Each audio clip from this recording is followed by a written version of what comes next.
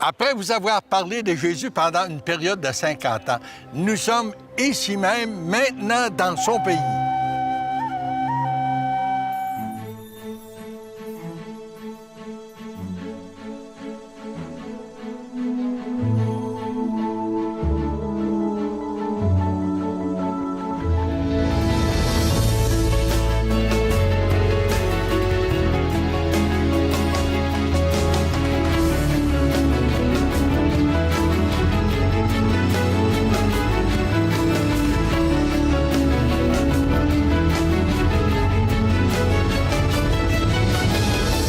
Bienvenue à l'heure de la bonne nouvelle. Mon nom est Valérie Bouillon et j'aurai le plaisir d'animer cette 50e série d'émissions télévisées. Ces 13 émissions vous permettront de découvrir Jésus, celui qui a changé le cours de l'histoire de l'humanité, tout en suivant ses traces exactement là où il a vécu, dans le magnifique pays d'Israël. Alors, nous avons choisi comme thème pour cette 50e série de l'heure de la bonne nouvelle sur les traces du plus grand personnage de l'histoire. Cette série va nous conduire vers les endroits typiques de la Galilée où Jésus a exercé son ministère, tout au nord d'Israël, ainsi qu'ici même, dans la belle région de Jérusalem. On va aussi, Jean-Pierre, aller dans toute cette belle région, comme tu dis, mais on va redécouvrir à nouveau ce pays en relation avec les événements qui se sont passés. Et c'est évident que tout lecteur sérieux du Nouveau Testament va s'y retrouver. Et comme je l'espère, nous, l'expérience qu'on va vivre ensemble, bien, on tient à vous la partager et comme réchauffer nos cœurs, en fait, avec ces régions géographiques versus ces histoires. Et j'irais même jusqu'à dire que même les novices, ceux qui n'ont jamais lu le Nouveau Testament, c'est le temps de découvrir avec nous le merveilleux personnage qu'est Jésus. Donc, suivez-nous sur les traces du plus grand personnage de l'histoire.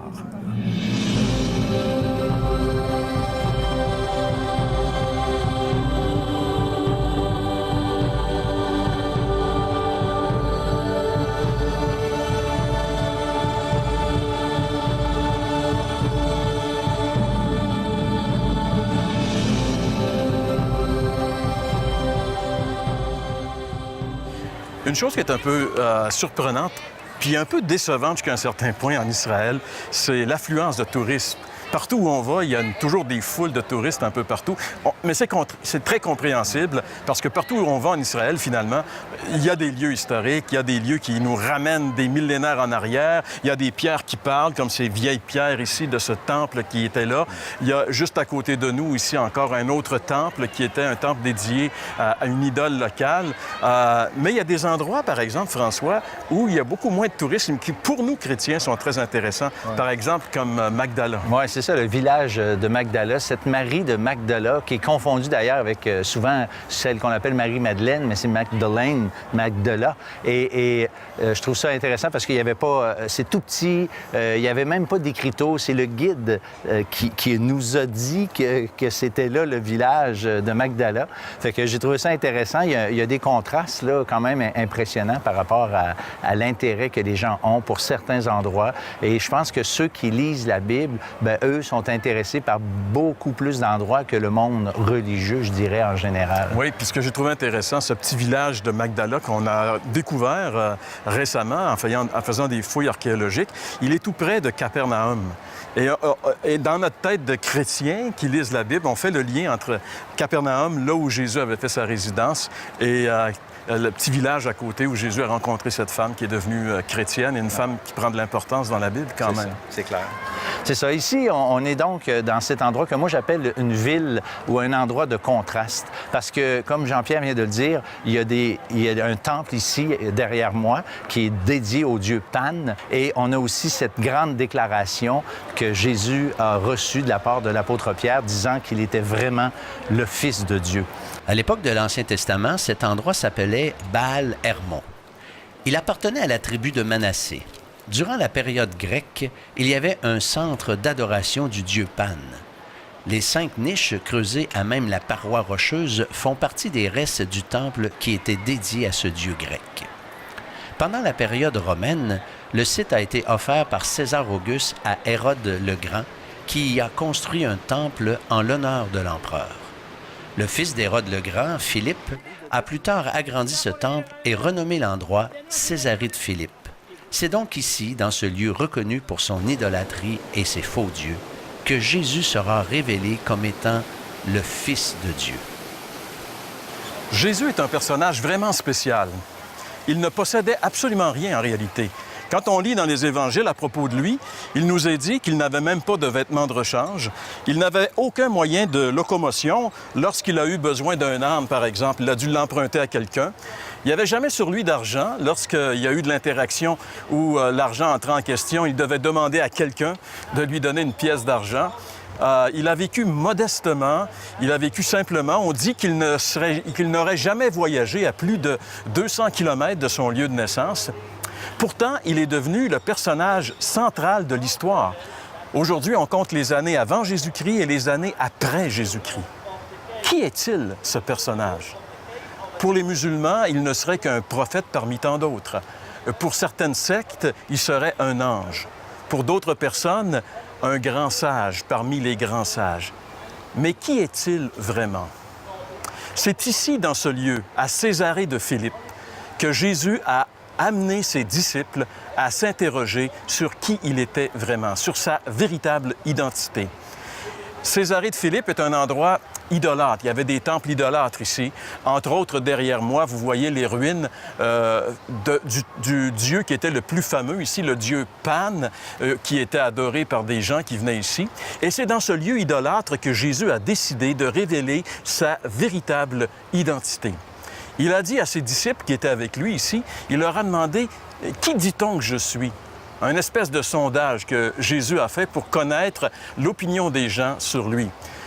Et ses disciples ont dit, pour certaines personnes, tu serais la réincarnation de Jean-Baptiste. Pour d'autres, tu es un des prophètes. Alors là, Jésus a regardé ses disciples attentivement et leur a demandé, pour vous, qui suis-je? Et là, évidemment, tout de suite, l'apôtre Pierre a dit, tu es le Christ, le Fils du Dieu vivant. Pour Pierre, Christ ne pouvait pas être autre que le Messie.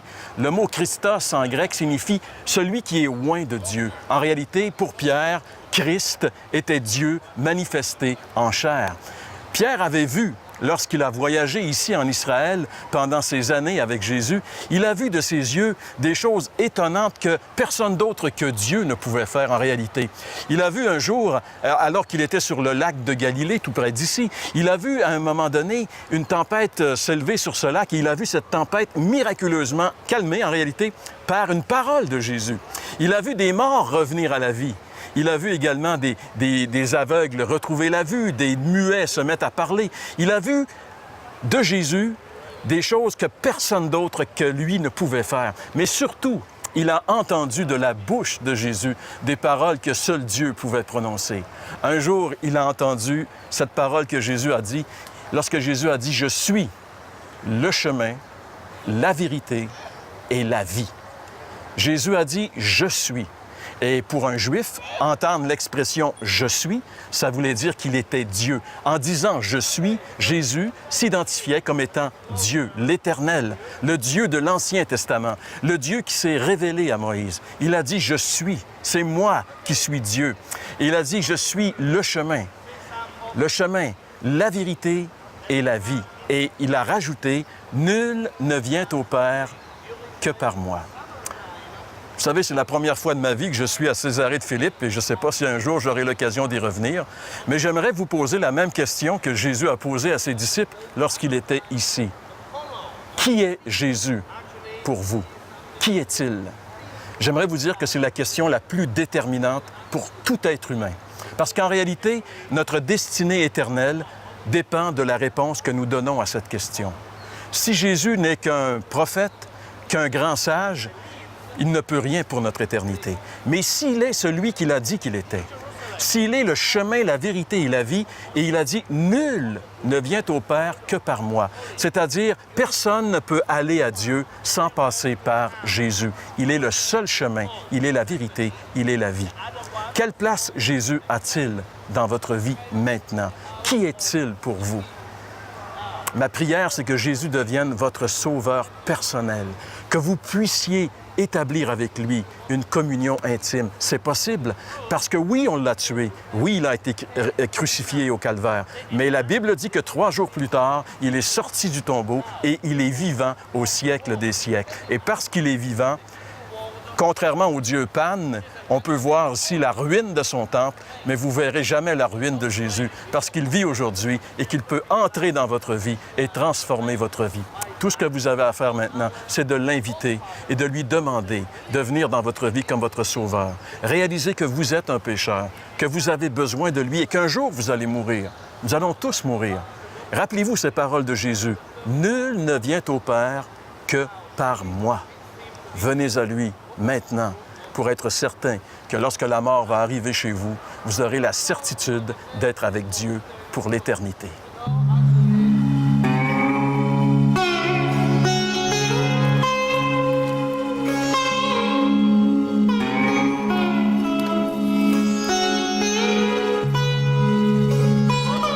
Jean-Pierre, j'aime beaucoup ce verset que tu as cité à la fin de ton message, Jean 14,6. « Je suis le chemin, la vérité et la vie. Nul ne vient au Père que par moi. » Ce verset est une grande vérité. En vérité, c'est parce que si Jésus a pu dire ça, c'est parce qu'il a été à la croix, là où il a pris pour vous, pour moi, mes péchés. Et j'aimerais vous inviter aujourd'hui, vous qui écoutez cette émission, de considérer ce que le Christ a fait sur la croix, de venir au pied de la croix et reconnaître que vous êtes un pécheur, reconnaître que pendant toute votre vie, vous avez vécu à votre propre manière et que maintenant, vous pouvez venir à lui, sachant qu'il a pris le péché, mon péché, votre péché sur la croix. Dieu, c'est écrit qu'il a puni à notre place pour que nous puissions avoir la paix. Alors j'aimerais vous inviter sincèrement à venir au pied de la croix pour croire que Jésus est vraiment le seul et unique qui peut sauver et qu'il y a, comme le dit le verset, il n'y a aucun autre moyen de venir à lui.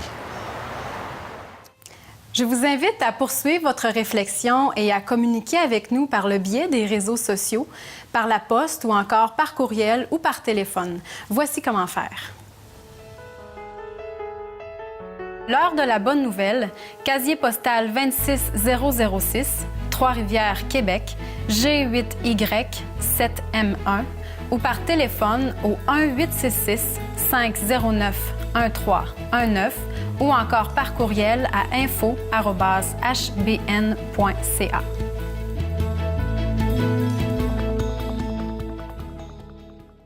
Bonjour Danny, bienvenue à l'heure de la bonne nouvelle. Bonjour.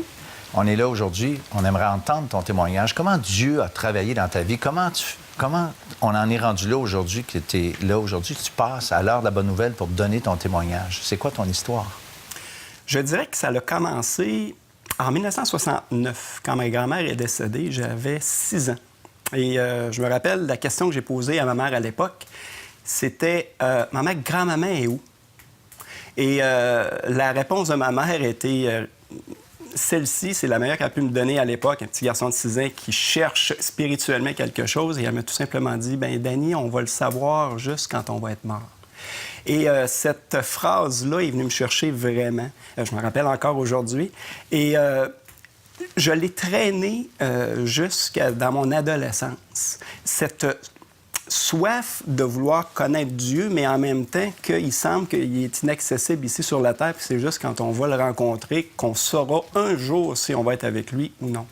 Donc, j'ai grandi dans mon adolescence à essayer de combler ce vide-là, parce que je comprenais qu'il y avait un vide entre moi et Dieu, et que j'essayais de toutes les manières d'essayer de combler ce vide-là, que ça pouvait être par la boisson, que ça pouvait être par la drogue, que ça pouvait être par des amis, par le sport, par plein de choses. Et je réalisais qu'il y avait rien qui fitait avec cette forme-là de vide dans mon cœur. Il n'y a rien qui pouvait rentrer et qui pouvait être dedans. Et donc, dès l'âge de 14 ans, j'ai commencé à avoir des idées suicidaires. Et j'étais un garçon qui était très timide. la vie pour moi, c'est comme si je ne fitais pas vraiment sur cette terre-là. Je n'étais pas quelqu'un. J'étais quelqu'un qui riait beaucoup, qui avait beaucoup d'amis, une belle famille, des frères, des sœurs, des parents exceptionnels. J'avais une belle gang, mais en même temps, à l'intérieur de moi, je pleurais littéralement. Je cherchais quelque chose que je ne savais pas c'était quoi. Et donc, dès l'âge de 14 ans, il semblait que la seule chose, le seul fin dans ma vie, c'était d'en finir parce que la vie ne vaut pas vraiment la peine d'être vécue. Donc, j'ai grandi toute mon adolescence comme ça, de 14 ans jusqu'à 18 ans. Et à 18 ans, bien, là, il s'est produit quelque chose, je ne serais pas nécessairement d'exceptionnel, mais c'était à 18 ans où là, je me suis dit, ça en est assez. Après 4 ans de vie sans Dieu, de vie sans être capable de répondre à ce vide-là, à un moment donné, j'ai dit, là, c'est tout. C'est trop important pour toi, là. La lutte était... Ah, la lutte était vraiment extrême et j'ai été, je pense, au bout. J'ai été vraiment au maximum de ce que j'ai pu aller. Et il y a eu quelques événements qui ont amené ce déclenchement-là. Le premier événement s'est produit le 8 mai 1982, quand Jules Villeneuve est décédé. C'était un de mes héros. Et quand il est décédé, puis je l'ai vu à la télévision, je me suis dit, waouh, regarde, c'est fini. Il y a 30 ans, le monsieur, là, c'est fini la vie, là. Il me semble qu'il y a quoi après? Et c'est le premier élément déclencheur. Le deuxième élément déclencheur, c'est une chanson de Genesis, Upper's Ready, où j'essayais de traduire. Et je comprenais que ça parlait de la Bible, de Dieu, de la rencontre avec lui, d'un souper qu'on peut avoir. Et wow, ça a tout déclenché des petits éléments qui faisaient que il y a encore espoir, il y a encore peut-être quelque chose. Il y avait un peu de lumière, là, comme au bout du tunnel, mais...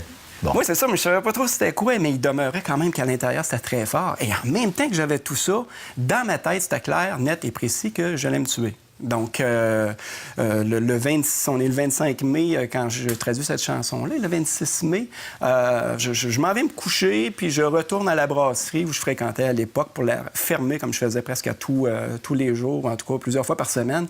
Et quand je suis sorti de cette brasserie-là, j'ai vu comme une sorte comme si tous mes péchés étaient devant moi. C'est difficile à décrire, mais ma vie était comme « wow, c'est pas fort, mon affaire ». Et c'est la première fois que j'ai crié à Dieu, là, dans le stationnement de cette brasserie-là. J'ai dit à Dieu, si tu existes, si c'est vrai que tu existes, si tu es là, il faut que tu me parles là, parce que demain, je me tue. Et c'était clair dans ma tête. C'était vraiment tout. Donc, je m'en vais me coucher. Le lendemain, je me réveille. J'ai mon beau-frère, mon futur beau-frère à l'époque, qui était là, une Bible à la main, sur le bord de la table. Comme souvent, on riait de lui plus que d'autres choses, mais je savais pas qu'il était chrétien évangélique, mais juste quelqu'un qui lit une Bible. Et on a une discussion de 4 heures de l'après-midi à minuit le soir. Et là, je l'ai vraiment piqué. Et là, j'étais là, si Dieu y est bon, pourquoi est-ce que les gens en Afrique meurent de faim? Si Dieu y est bon, pourquoi que des filles se font violer? Si Dieu est bon, pourquoi telle affaire? Telle affaire? Là, je le piquais tout le temps. Il n'était pas capable de me répondre à aucune question. Il n'était pas capable d'ouvrir la Bible et me dire, c'est un nouveau chrétien, quelqu'un qui venait juste lui aussi de rencontrer le Seigneur. Il n'était pas capable. Et là, à la fin, j'étais bouché. C'était dans ma tête, c'était ça. Toi, avec ta Bible, là, tiens. Et juste à la fin de tout, il m'a juste dit, regarde, prends l'Évangile de Jean. Puis si tu cherches vraiment Dieu, lis ça, puis demande à Dieu qu'il t'ouvre les yeux. Donc, je l'ai pris un petit peu en baveux, puis... mais quand tout le monde était couché, je suis allé à l'extérieur et j'ai lu l'Évangile de Jean, puis arrivé au 3e chapitre de Jean, je réalisais dans ces 3 premiers chapitres-là que Dieu m'aimait, que Dieu était bon, puis qu'il voulait me sauver. C'était clair. Et il y avait cette lutte en dedans de moi qui disait « Ah, Dieu, regarde comment est-ce qu'il est. Il est juste orgueilleux. Là. Il veut juste que tu le suives lui seul, que tu laisses tout puis que tu le suives. Il est orgueilleux, Dieu. » Et de l'autre côté, on me disait « Ouais, mais si je suis si orgueilleux que ça, pourquoi j'aurais donné mon fils pour toi? » Et là, cette lutte-là, elle était là pendant environ 2 heures de temps. C'était vraiment déchaîné en dedans. Je vivais ça à l'intérieur, cette lutte. Je sais maintenant ce qu'elle est, cette lutte. Mais à l'époque, je ne savais pas trop ce que c'était. Et finalement, j'ai comme cédé. Et je me suis levé, puis battant. Je suis allé dans le stationnement de l'église, juste à côté de chez moi. Et là, j'ai levé les yeux au ciel. J'étais une personne très orgueilleuse, mais là, j'ai pleuré. Et j'ai dit, si c'est vrai, si tu es capable de sauver aujourd'hui comme tu as fait il y a 2000 ans, fais-le et je vais te suivre pour le restant de mes jours. C'est produit vraiment rien d'extraordinaire, là. Pour moi, c'était... Bon, c'est tout. J'ai parlé à quelqu'un qui est réel, irréel, je sais pas trop, mais j'ai dit ça. Mais quand je suis retourné chez moi, il y avait comme un fardeau qui était parti. Je comprenais pas tellement bien, mais je savais que ça me tentait pas vraiment de me tuer là. Donc, je me suis levé le lendemain. Mes amis viennent à la maison. On joue au billard. J'ai une table de billard chez moi. Puis là, un de mes amis me dit « Hey, qu'est-ce qui se passe avec toi? » Quoi, qu'est-ce qui se passe avec moi? Mais il me semble que t'es pas pareil. C'est quoi qu'il y a? Bien, ça fait 1 heure qu'on joue, puis tu sacres pas. J'étais un blasphémateur. Là. Je sacrais adjectif, verbe, adverbe et tout ça. J'étais comme ça. Et là, je sais pas ce qui se passe. Et j'ai passé environ 1 mois comme ça à me faire dire par mes amis, parce que je les rencontrais encore, je les aimais, c'était ma gang, c'était une de mes raisons de vivre à l'époque. J'étais toujours avec eux autres. Mais c'est eux qui me ramenaient cette image-là de « il se passe quelque chose dans ta vie ». Ils ont vu le changement, eux. Oui, ils l'ont vu. Moi, je ne savais pas ce qui se passait dans ma vie, moi. Là. J'ai jamais fréquenté d'église évangélique. J'ai rencontré un évangélique, mais je ne savais même pas qui il était. Le langage évangélique, je ne le connais pas. Je ne connais rien de ça. J'ai fait une prière un jour sans savoir où ça me menait, et ça l'a mené à bouleverser ma vie. Et petit à petit, c'est les gens, si on peut dire, non-croyants, qui regardaient ce qui se passait dans ma vie et qui disaient « Danny, t'es pas pareil ». L'as-tu revu, ton copain, là, ton futur beau-frère? Mon beau-frère, oui, lui, il était à Granby, donc il descendait aux 2-3 semaines, parce qu'il fréquentait ma sœur à l'époque, donc il descendait. Donc, c'est environ, la première fois, c'était puis Danny, oh, ça va. La deuxième fois, ma sœur dit, Danny, il n'est pas pareil, là. Parce que c'était évident, là. Et là, quand il est redescendu, donc après 1 mois et demi, après sa deuxième visite, c'est là qu'il m'a dit, Danny, probablement que le Seigneur est en train de faire quelque chose dans ta vie. Quand tu lui as demandé de te sauver, il l'a fait. Qu'est-ce que tu lui as dit? Ben, j'ai dit, si tu me sauves, je vais te suivre. Et c'est là qu'il m'a dit, il va falloir que tu te mettes à le suivre. Et petit à petit, je dois dire, malheureusement, il a fallu que je laisse ma gang d'amis, que je rencontre de temps en temps des amis, puis que j'ai toujours plaisir à les voir, mais on a comme pris 2 chemins différents. J'étais plus à l'aise comme j'étais avant. Et là, j'avais comme une nouvelle vie. Bref, le Seigneur, depuis ce temps-là, a fait des choses merveilleuses dans ma vie. Et c'est sûr qu'après 30 ans, s'il y a une chose que je ne regrette pas, c'est d'avoir un jour, le 28 mai 1982, à 2 heures du matin, à la pluie battante, dire « Seigneur, si tu peux, fais-le. » Merci infiniment, mon cher Danny. Bienvenue.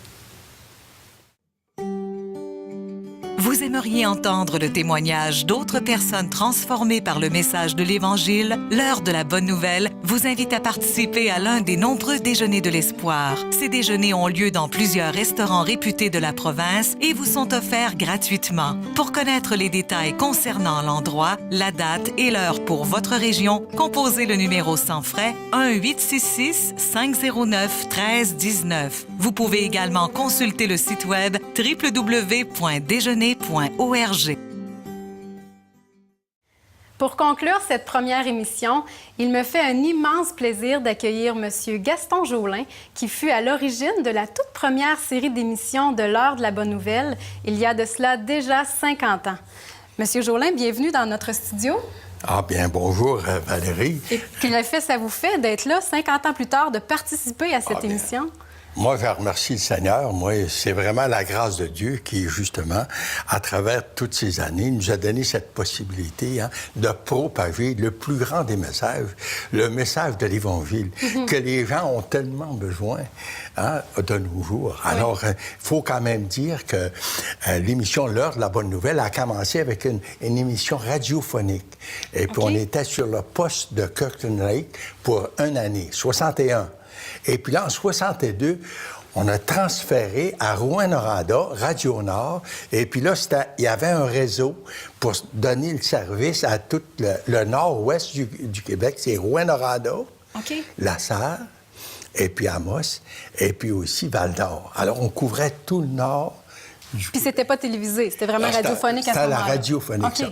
Et puis là, bien, en 63-64, on a fait une carte 2 chemins, 2 destinées, pour expliquer clairement aux gens le message de l'Évangile. Et puis, c'était vraiment le message que le Seigneur veut que tout le monde connaisse, parce que finalement, il faut faire face à la mort. Oui. Puis après la mort, bien, c'est quoi?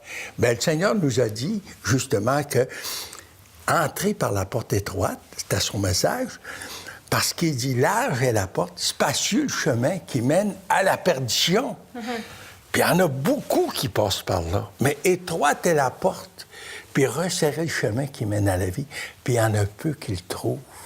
Puis cette carte-là, c'est un arrière-plan, si on peut dire que vous avez tiré de la Bible, c'était pour illustrer aux gens plus clairement, j'imagine, les vérités de la Bible, c'est ça? Ah bien, c'est justement, la carte présentait les textes et puis présentait justement les deux chemins, et puis la mort, puis enfin ce qui vient après. Alors, puis c'est ce que le Seigneur a voulu quand même qu'on transmette aux gens en termes très simples, mais très, en même temps, compréhensibles. Vous avez voulu le rendre accessible. Ah, absolument. Rendre accessible, parce que le Seigneur avait quand même dit, il a dit, moi, je suis le chemin, la vérité et la vie, et nul ne vient au Père que par moi. Puis c'était le message aussi des apôtres, qui ont dit, il n'y a pas aucun autre nom qui a été donné parmi les hommes, aucun autre nom donné sous le ciel par lequel on devrait être sauvé. Ce nom, c'est Jésus. Alors, c'est lui qui est le cœur du message de l'Évangile. Le connaître, lui, c'est la vie éternelle. Puis pas le connaître, c'est d'être sur le chemin large. Mais écoutez, ça fait déjà 50 ans de ça. Comment vous expliquez qu'aujourd'hui, ça se poursuit encore? Là? Ça dure et ça dure depuis 50 ans déjà. Comment vous expliquez ça? Ah bien ça, c'est la grâce de Dieu qui veut justement que les gens entendent le message de l'Évangile. Et puis, c'est pour ça qu'on est encore là. Et puis, merci Seigneur pour justement le privilège qu'on a de propager, continuer à propager. Le message de l'Évangile ne change pas, la politique change, et puis la religion change, mais le message de l'Évangile reste intact le même. Donc, c'est toujours actuel. C'est toujours actuel. Oui, mais merci beaucoup, M. Jolin, pour ces informations. C'est intéressant. Vous avez une motivation contagieuse. Ah, merci. Merci beaucoup. Voilà, c'est déjà tout pour cette semaine. Je vous dis à la semaine prochaine pour une autre émission de l'heure de la bonne nouvelle.